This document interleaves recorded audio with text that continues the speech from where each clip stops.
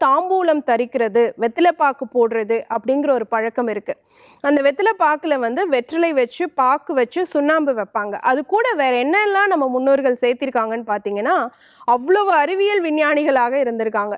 2 சிட்டிகை ஜாதிக்காய் பொடி, கூட வந்து பார்த்தீங்க அப்படின்னு சொன்னா, ஏலக்காய் 1, கிராம்பு 1 இதெல்லாம் சேர்த்திருக்காங்க. பச்சை கற்பூரம் கூட சேர்த்து சாப்பிட்டுருக்காங்க.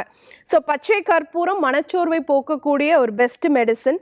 ஜாதிக்காய் மன அழுத்தத்தை குறைத்து தூக்கத்தை கொடுக்கக்கூடிய ஒரு பெஸ்ட் மெடிசின். ஏலக்காய் மனக்கழிப்பை கொடுக்கக்கூடிய ஒரு பெஸ்ட் மெடிசின். கிராம்பு வந்து குடல் ஆரோக்கியத்தை மேம்படுத்தி மனதை சரிப்படுத்தக்கூடிய ஒரு பெஸ்ட் மெடிசின். இது எல்லாத்தையும் சேர்த்து வெற்றிலையும் பாக்கும் சுண்ணாம்பும் நம்ம உடல்ல இருக்கக்கூடிய முக்குற்றங்களையும் சீர்படுத்தக்கூடிய வாதப்பித்த கபத்தை சீர்படுத்தக்கூடிய தன்மை உடையதாக இருக்கு.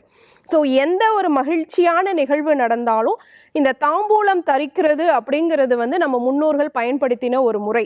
இதுவே வந்து உடலில் மனக்கழிப்பை தரக்கூடிய, சந்தோஷத்தை தரக்கூடிய, ஹாப்பியாக நம்மளை வச்சுக்கிறதுக்கு சம்பந்தமான ஹார்மோனை உருவாக்கி கொடுக்கக்கூடியதாக இருந்தது.